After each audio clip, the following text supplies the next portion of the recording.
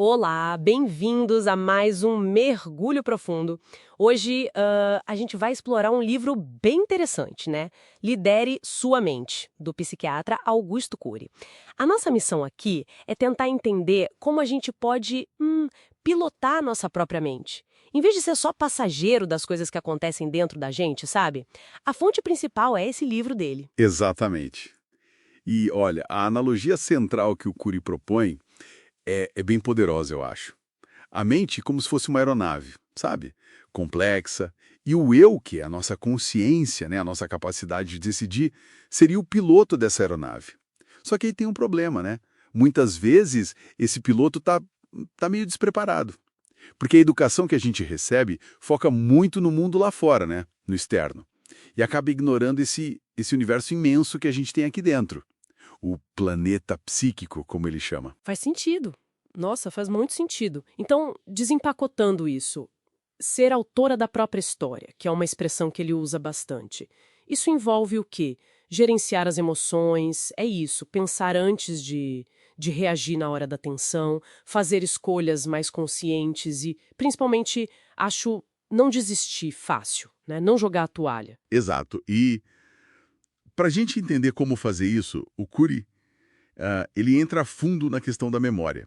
Ele fala do fenômeno RAM, registro automático da memória. E o ponto-chave aqui é justamente o automático. Tipo, querendo ou não, tudo que a gente vive é registrado. Vai formando a nossa biblioteca interna. E aí é que podem morar alguns perigos, como as tais janelas killer, ou traumáticas. Janelas Killer. Nossa, o nome já é forte. E impactante. Como é que elas funcionam? São elas que atrapalham a gente às vezes, que nos sabotam. É por aí. Pensa nelas como arquivos de memória, só que com uma carga emocional negativa muito, muito alta. Aí, quando um gatilho aparece, e gatilho pode ser qualquer coisa, uma palavra, uma situação tensa, até uma imagem, esse gatilho ativa uma dessas janelas. E a tensão que ela libera é tão forte que pode, tipo, bloquear o acesso do eu a outras informações, a outras memórias. Basicamente, a janela meio que sequestra a nossa capacidade de escolha racional naquele instante. Isso ajuda a gente a entender melhor, por exemplo, porque algumas pessoas têm recaídas em dependências, mesmo querendo parar. Ou porque fobias parecem tão irracionais, tão paralisantes, o eu fica meio preso ali, sabe? Ok. Aqui a coisa fica realmente interessante. Porque se é automático e essas janelas podem sequestrar o comando, a gente fica meio refém disso? Ou tem como o piloto aprender a lidar com essa turbulência toda? Então, é aí que entra a parte, digamos, mais ativa da proposta do Cury. A gente não precisa ser refém, não. O eu pode sim e deve ser treinado. Ele é bem claro nisso. Não dá para apagar essas memórias. Não existe botão de delete para isso. Mas o que é possível é reeditá-las. E reeditar na prática significa o quê? Significa confrontar, questionar ativamente aqueles pensamentos, aqueles medos, aqueles desejos compulsivos que vêm dessas janelas quando elas abrem. É usar a nossa lucidez para desafiar aquela emoção automática, sabe? Camada por camada, construindo novas interpretações, novas respostas mais saudáveis sobre aquela memória antiga. Isso vai aos poucos enfraquecendo o poder da janela killer e, ao mesmo tempo, fortalecendo o eu. E vai construindo o que ele chama de janelas light, que são os registros de experiências positivas, saudáveis. Entendi. Então é como se fosse um trabalho constante, uma jardinagem mental, né? Tirando as ervas daninhas, plantando coisas boas. É sair da plateia, onde a gente só assiste os nossos conflitos internos, e subir no palco da mente para dirigir a peça. Parece muito empoderador, mas, nossa, deve ser um desafio enorme. É um desafio sem dúvida. E o Cury aponta que o mundo moderno complica ainda mais.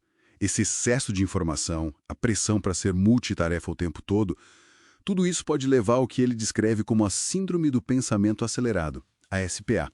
A mente fica como? Esgotada, ansiosa, com dificuldade de concentração. Imagina um painel do avião piscando um monte de alerta ao mesmo tempo. O piloto, o eu, fica sobrecarregado. Puxa vida. E como a gente encontra, sei lá, modelos ou ferramentas para lidar com essa sobrecarga e com essas janelas todas? Olha, além de destrinchar essa mecânica da mente, o Cury também busca exemplos práticos. Um exemplo que ele explora bastante E ele analisa isso não por um viés religioso, tá? Mas como um estudo de caso mesmo, de gestão da mente sob pressão extrema. É a figura de Jesus. Ele destaca ali uma ferramenta que essa análise mostra que é fundamental: o silêncio proativo. Silêncio proativo? Imagino que não seja só ficar quieto, né? Tem algo mais aí. Não, de jeito nenhum. É a habilidade de, tipo assim, se calar por fora, mesmo no meio do caos, ou quando alguém te provoca. Para quê? Para ganhar tempo e espaço aqui dentro, para organizar os pensamentos, as emoções, antes de dar uma resposta, antes de reagir. É o eu retomando o controle da situação interna, entende? E isso se conecta com outras ferramentas que ele considera essenciais. Pensar antes de reagir como regra geral, não se cobrar ou se punir demais por falhas, lembrar que a gente está sempre em construção, né? Valorizar a própria vida e a vida dos outros também, e rejeitar qualquer forma de discriminação, reconhecendo que, no fundo, somos todos complexos e humanos. Então, o que a gente tira desse mergulho todo? Para mim, as ideias do Cury soam como um chamado bem forte, sabe? Para a gente assumir um manche dessa nossa aeronave mental. Parar de ser só passageira das turbulências internas e se tornar de fato a piloto, ou o piloto, né? Exatamente. Conectando tudo, acho que a mensagem central é essa. Apesar de existirem esses fenômenos automáticos da memória e essas janelas killer que todo mundo tem, de um jeito ou de outro, o eu não está condenado a ser vítima disso. Ele pode ser fortalecido. A gente pode aprender a gerenciar melhor nossos pensamentos, nossas emoções, a não ser dominado por eles, entende? E com isso construir uma vida com mais qualidade, mais liberdade por dentro. Fica então a reflexão, né? Quais serão os fantasmas mentais ou as reações automáticas que talvez estejam pilotando a nossa aeronave em alguns momentos sem a gente nem perceber direito? Talvez identificar isso já seja o primeiro passo, um passo crucial para a gente começar a realmente pilotar a nossa própria história.